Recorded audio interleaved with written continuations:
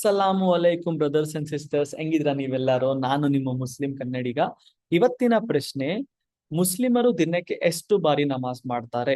Sister, ಚೆನ್ನಾಗಿರೋ ಪ್ರಶ್ನೆ ಕೇಳಿದ್ರೆ. ನಿಮಗೆ ಡೈರೆಕ್ಟ್ ಆನ್ಸರ್ ಹೇಳ್ಬೇಕಂದ್ರೆ 5 ಸಲಿ ಮಾಡ್ತಾರೆ. ಫಜರ್, ಜೊಹರ್, ಅಸರ್, ಮೊಗರಿಬ್ ಅಂಡ್ ಇಶಾ. ಇದು ಆಪ್ಷನಲ್ ಅಲ್ಲ. ಇದು ನಮಾಜ್ one of the 5 pillars of Islam. And ನಮಾಜ್ ಬಂದ್ಬಿಟ್ಟು second most important pillar of Islam.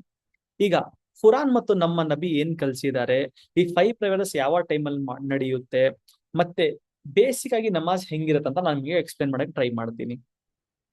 First question: ನಾವು ಯಾಕೆ ನಮಾಜ್ ಮಾಡ್ತೀವಿ? ಬಿಕಾಸ್ ಭಗವಂತ ನಮ್ಗೆ ನಮಾಜ್ ಎಸ್ಟಾಬ್ಲಿಷ್ ಮಾಡಿ ಅಂತ ಕಮಾಂಡ್ ಮಾಡಿದ್ದಾರೆ.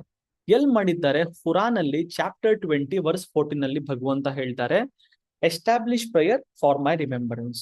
So establish prayer for my remembrance ಅಂದ್ರೆ ಅವ್ರನ್ನ ನೆನಪಿಕೊಳ್ಳಕ್ಕೆ, ಭಗವಂತ ನೆನಪಿಸ್ಕೊಳ್ಳಕ್ಕೆ ನಾವು ನಮಾಜ್ ಮಾಡ್ಬೇಕು ಅಂತ. ಸೊ ನಮಾಜ್ನ ಮೇನ್ ಪರ್ಪಸ್ ಏನು? ಭಗವಂತನ ವರ್ಷಿಪ್ ಮಾಡೋದು, ಪ್ರಾರ್ಥನೆ ಮಾಡೋದು ಮತ್ತು ಭಗವಂತನ ನೆನಪಿಸಿಕೊಳ್ಳೋದು. ಮತ್ತೆ ಭಗವಂತ ಸೂರ್ಯ ನಿಸಾ ಚಾಪ್ಟರ್ 4 ವರ್ಸ್ 3 ಕುರಾನ್ ಅಲ್ಲಿ ಹೇಳ್ತಾರೆ, ನಮಾಜ್ ಮುಸ್ಲಿಂ ಮೇಲೆ ಅಪಾಯಿಂಟೆಡ್ ಟೈಮ್ಸ್ ನಲ್ಲಿ ಕಡ್ಡಾಯ ಆಗಿದೆ, ಆಬ್ಲಿಗೇಟರಿ, ಮ್ಯಾಂಡೇಟರಿ, ಮಾಡಲೇಬೇಕು. ಸೊ ನಮಾಜ್ is not A cultural tradition. ಇದು ಭಗವಂತ ಕಮಾಂಡ್ ಮಾಡಿದ ಒಂದು ಪ್ರಾರ್ಥನೆ, ಒಂದು ವರ್ಷಿಪ್ ಇದು.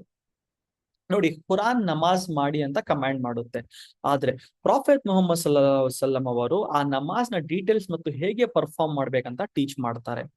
ಪ್ರಾಫೆಟ್ ಮುಹಮ್ಮದ್ ಸಲ್ಲಲ್ಲಾಹು ಅಲೈಹಿ ವಸಲ್ಲಂ ಹೇಳಿದ್ದಾರೆ, ಇಸ್ಲಾಂ 5 ಪಿಲ್ಲರ್ಸ್ ಮೇಲೆ ಬಿಲ್ಡ್ ಆಗಿದೆ, ಅದರಲ್ಲಿ ಒಂದು ನಮಾಜ್ ಮಾಡೋದು. ಅಂಡ್ ಪ್ರಾಫಿಟ್ ಹೇಳಿದ್ದಾರೆ, ನಾನ್ ಹೆಂಗೆ ನಮಾಜ್ ಮಾಡ್ತೀನಿ ನೀವು ನೋಡಿದ್ದೀರೋ ಆ ತರ ನೀವು ನಮಾಜ್ ಮಾಡಿ ಅಂತ. ಸೊ ಮುಸ್ಲಿಂ ಲೈಫ್ ನಲ್ಲಿ ನಮಾಜ್ ಆಪ್ಷನಲ್ ಹ್ಯಾಬಿಟೇ ಅಲ್ಲ, ಇಟ್ ಈಸ್ ಅನ್ ಆಬ್ಲಿಗೇಷನ್. ಹಂಗಂದ್ರೆ ಕಡ್ಡಾಯ ಮಾಡಲೇಬೇಕು. ಅಂಡ್ ಇದು ಒಂದು ಆಕ್ಟ್ ಆಫ್ ಪ್ರಾರ್ಥನೆ, ವರ್ಷಿಪ್ ಮಾಡೋದು. ನಾವು ಡೈರೆಕ್ಟ್ ಆಗಿ ಭಗವಂತನ ವರ್ಷಿಪ್ ಮಾಡ್ತೀವಿ. ಯಾರು ಪೂಜಾರಿ, ಪ್ರೀಸ್ಟು, ಮಿಡಿಲ್ ಮೆನ್ ಯಾರು ಇರಲ್ಲ. ನಮ್ಗೆ ಏನ್ ಬೇಕೋ ನಾವು ಡೈರೆಕ್ಟ್ ಆಗಿ ಕನೆಕ್ಷನ್ ಮಾಡ್ಕೊಂಡು ನಮಾಜ್ ಮಾಡ್ಕೊಂಡು ಅಲ್ಲ ಹತ್ರ ನಾವು ಕೇಳ್ಕೊಳ್ಬಹುದು. ಯಾರು ಮಧ್ಯದಲ್ಲಿ ನಮ್ಗೆ ಈ ಗೌರ್ಮೆಂಟ್ ಆಫೀಸರ್ ಇರ್ತಾರೆ ನೋಡಿ, ನೀವು ಡೈರೆಕ್ಟ್ ಹೋಗಂಗ್ ಆಗಲ್ಲ, ನೀವು ಮಧ್ಯದಲ್ಲಿ PA ಕರ್ಕೊಂಡು ಹೋಗಿ, ಆತರ ನಮ್ ಸಿಸ್ಟಮ್ ಅಲ್ಲಿ ಇಲ್ಲ. ಏನ್ ಬೇಕು ಡೈರೆಕ್ಟ್ ಕೇಳು ಭಗವಂತನಿಗೆ, ಡೈರೆಕ್ಟ್ ಕೊಡ್ತಾನೆ. ಕೊಟ್ಟಿಲ್ಲ ಅಂದ್ರೆ ವೇಟ್ ಮಾಡು, ಪೇಶನ್ಸ್ ಇರ್ಬೇಕು, ಆತರ ನಮ್ದಲ್ಲಿ. ಈಗ ಈ 5 ಪ್ರೇಯರ್ಸ್ ಯಾವುದು, ಯಾವ ಟೈಮ್ ನಲ್ಲಿ ಮಾಡೋದು ಅಂತ ನೋಡೋಣ ಬನ್ನಿ. ಫಸ್ಟ್ ಪ್ರೇಯರ್ ನ ಫಜರ್ ಅಂತ ಹೇಳ್ತೀವಿ. ಇದು ಮುಂಜಾನೆ ಸೂರ್ಯೋದಯಕ್ಕಿಂತ ಮುಂಚೆ ಮಾಡ್ಬೇಕು, ಸನ್ರೈಸ್ ಗಿಂತ ಮುಂಚೆ, ಅದನ್ನ ಫಜರ್ ಅಂತ ಹೇಳ್ತೀವಿ. ಸೆಕೆಂಡ್ ಬಂದ್ಬಿಟ್ಟು ಜೊಹರ್, ಮಧ್ಯಾಹ್ನದ ಟೈಮಲ್ಲಿ ಮಾಡ್ಬೇಕು. ಸೂರ್ಯ ತಲೆ ಮೇಲಿಂದ ಸ್ವಲ್ಪ ಸೈಡ್ ಆದ್ಮೇಲೆ ಇದನ್ನ ಮಾಡ್ಬೇಕು, ಅದನ್ನ ಜೊಹರ್ ಅಂತೀವಿ. ಥರ್ಡ್ ಬಂದ್ಬಿಟ್ಟು ಅಸರ್, ಇದು ಲೇಟ್ ಆಫ್ಟರ್ನೂನ್, ಸೂರ್ಯ ಮುಳುಗುವ ಮುಂಚೆ, ನೆರಳು ಉದ್ದವಾದಾಗ. ಸೊ ಇದನ್ನ ಮಾಡ್ತೀವಿ, ಅದನ್ನ ಅಸರ್ ಅಂತ ಹೇಳ್ತೀವಿ. ಫೋರ್ತ್ ಬಂದ್ಬಿಟ್ಟು ಮೊಗರಿಬು ಈವ್ನಿಂಗ್ ಟೈಮ್ ಅಲ್ಲಿ ಮಾಡ್ತೀವಿ, ಸೂರ್ಯ ಮುಳುಗಿದ ತಕ್ಷಣ, ಸನ್ಸೆಟ್ ಆದ್ಮೇಲೆ. ಫಿಫ್ತ್ ಬಂದ್ಬಿಟ್ಟು ಇಶಾ, ಅದು ರಾತ್ರಿಯ ಸಮಯದಲ್ಲಿ.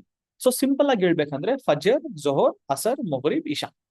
ನೋಡಿ, ಎಕ್ಸಾಕ್ಟ್ ಟೈಮಿಂಗ್ಸ್, ಲೊಕೇಶನ್ ಮತ್ತು ಸೀಸನ್ ಪ್ರಕಾರ ಚೇಂಜ್ ಆಗುತ್ತೆ, ಆದ್ರೆ 5 ಡೈಲಿ ಪ್ರೇಯರ್ಸ್ ಫಿಕ್ಸ್ಡ್ ಮಾಡ್ಲೇಬೇಕು.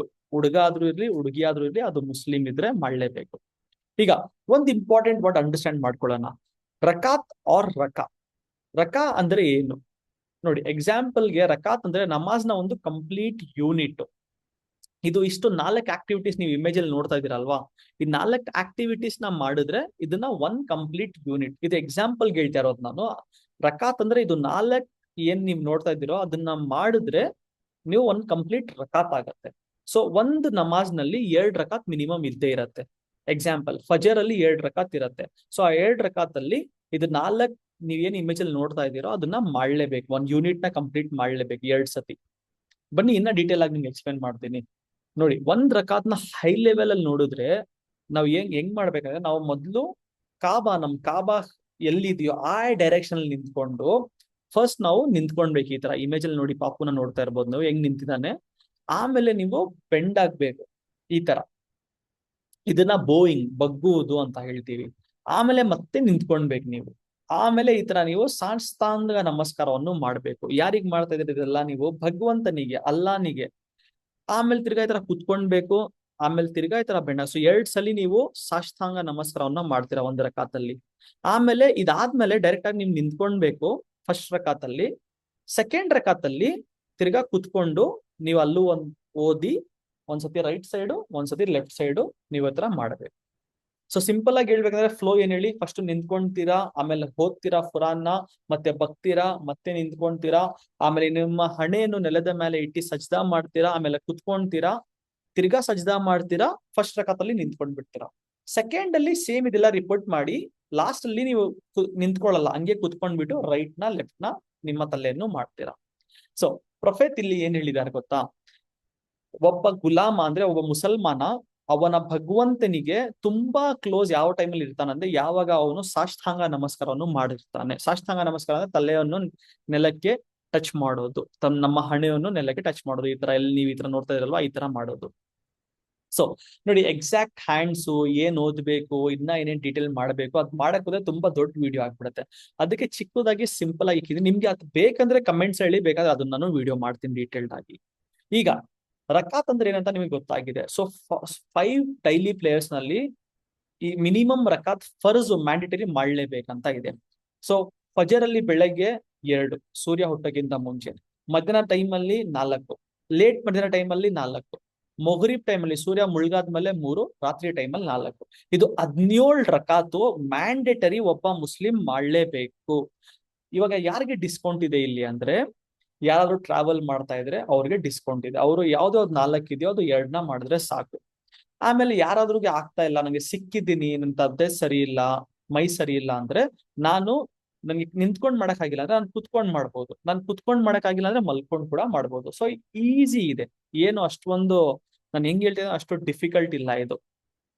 ಆದ್ರೆ ನಾವು ಇವತ್ತೇನ್ ಮಾಡ್ತೀವಿ, ಇದು ಬಿಟ್ಟಿ ಫರ್ಜ್, ಇದು 17 ರಕಾತು ಇದು ಫರ್ಜು, ಇದು ಬಿಟ್ಟಿ ಸುನ್ನತ್ತು ಇದೆ, ನಫೀಲು ಇದೆ. ಬಟ್ ಇವತ್ ನಾನು ನಿಮ್ಗೆ ಫರ್ಜ್ ಮೇಲೆ ಇಕ್ಕಿದೀನಿ. ಅದು ನಿಮ್ಗೆ ಡೀಟೇಲ್ಸ್ ಬೇಕಂದ್ರೆ ಕಮೆಂಟ್ ಅಲ್ಲಿ ಹೇಳಿ, ಡೀಟೇಲ್ಸ್ ಆಗಿ ಡಿಸ್ಕಸ್ ಮಾಡೋಣ. ಈಗ ಒಂದು ಸಿಂಪಲ್ ಕ್ವೆಶನ್, ಯಾಕೆ ಥ್ರೂ ಔಟ್ ದ ಡೇ ಮಾಡಬೇಕು? ಭಗವಂತ ನಮಾಜ್ನ ಅಪಾಯಿಂಟೆಡ್ ಟೈಮ್ಸ್ಗೆ ಎಸ್ಟಾಬ್ಲಿಷ್ ಮಾಡಿದ್ದಾರೆ. ಬೆಳಗ್ಗೆ, ಮಧ್ಯಾಹ್ನ, ಲೇಟ್ ಮಧ್ಯಾಹ್ನ, ಸೂರ್ಯ ಮುಳುಗಿದಾದ್ಮೇಲೆ, ಮತ್ತೆ ರಾತ್ರಿಯಲ್ಲಿ. ಸೊ ಮುಸ್ಲಿಂನ ಡೇ ರಿಪೀಟೆಡ್ಲಿ ಭಗವಂತನ ರಿಮೆಂಬರೆನ್ಸ್, ನೆನಪಿಂದ ಮತ್ತು ವರ್ಷಿಪ್ಗೆ ರಿಟರ್ನ್ ಆಗುತ್ತೆ. ವರ್ಕ್ ಇದ್ರು, ಬಿಸ್ನೆಸ್ ಇದ್ರು, ಸ್ಟಡೀಸ್ ಇದ್ರು, ಫ್ಯಾಮಿಲಿ ರೆಸ್ಪಾನ್ಸಿಬಿಲಿಟೀಸ್ ಇದ್ರು ಕೂಡ ನಮಾಜ್ ಟೈಮ್ ಬಂದಾಗ ಮುಸ್ಲಿಂ ಭಗವಂತನ ವರ್ಷಿಪ್ಗೆ ರಿಟರ್ನ್ ಆಗುತ್ತಾನೆ. ಇದು ಒನ್ ಆಫ್ ದ ರೀಸನ್ ನಮಾಜ್ ಮುಸ್ಲಿಂ ಲೈಫ್ ನಲ್ಲಿ ಸೆಂಟ್ರಲ್ ಆಗಿದೆ. ನಮಾಜ್ನ ಬೆನಿಫಿಟ್ಸ್ ಬಗ್ಗೆ ಕುರಾನ್ ಮತ್ತು ನಮ್ಮ ನಬಿ ಏನ್ ಹೇಳಿದಾರೆ ನೋಡೋಣ ಬನ್ನಿ. ಒನ್ ಮೇಜರ್ ಬೆನಿಫಿಟ್ ಏನಂದ್ರೆ ಪ್ಯೂರಿಫಿಕೇಶನ್ ಫ್ರಮ್ ಸಿನ್ಸ್, ಪಾಪದ ಶುದ್ಧೀಕರಣ. ಸೊ ಪ್ರಾಫಿಟ್ ಒಂದು ಬ್ಯೂಟಿಫುಲ್ ಎಕ್ಸಾಂಪಲ್ ಕೊಡ್ತಾರೆ. ನಿಮ್ಮ ಮನೆಯ ಮುಂದೆ ನದಿ ಇದ್ರೆ ಆ ನದಿಯಲ್ಲಿ ನೀವು 5 ಸಲ ದಿನ ಸ್ನಾನ ಮಾಡಿದ್ರೆ ನಿಮ್ಮ ಮೇಲೆ ಏನಾದ್ರು ಗಲೀಜು ಉಳಿಯತ್ತಾ? ನೀವ್ ಹೇಳ್ಬೋದು ಇಲ್ಲ ಅಂತ. ಸೊ ಪ್ರಾಫಿಟ್ ಅದನ್ನ ಹೇಳಿ ಏನ್ ಹೇಳಿದಾರೆ ಅಂದ್ರೆ, ಯಾರಾದ್ರೂ ಮುಸ್ಲಿಮ್ 5 ಸಲ ನಮಾಜ್ ಮಾಡಿದ್ರೆ ಭಗವಂತ ಅವರ ಎಲ್ಲ ಪಾಪವನ್ನು ತೊಳೆದು ಬಿಡ್ತಾನೆ. ಆದ್ರೆ ಒಂದಿಲ್ಲಿ ಸ್ಟಾರ್ ಮಾರ್ಕ್ ಇದೆ, ಏನಂದ್ರೆ ಎಲ್ಲಾ ಪಾಪ ಅಂದ್ರೆ ನಮ್ದಲ್ಲಿ 2 ಪಾಪಗಳು ಬರುತ್ತೆ. ಒಂದ್ ಬಂದ್ಬಿಟ್ಟು ತುಂಬಾ ಕೆಟ್ಟ ಪಾಪಗಳು, ಅದನ್ನ ನಾನು ಹೋಗಿ ಕ್ಷಮೆ ಕೇಳಿ ತಿರ್ಗಾ ಮಾಡಿದ ಅಂದ್ರೇನೆ ಆಗೋದು. ಚಿಕ್ಕ ಚಿಕ್ಕ ಪಾಪಗಳು ಬರುತ್ತೆ ನೋಡಿ, ಏನೋ ಒಂದು ಮಾಡಿಲ್ಲ ಬಿಟ್ಬಿಟ್ಟೆ, ಅದನ್ನ ಎಲ್ಲ ಭಗವಂತ ನಮ್ಮ ಆತರ ಪಾಪಗಳನ್ನ ತೊಳೆಯುತ್ತಾನೆ ಅಂತ.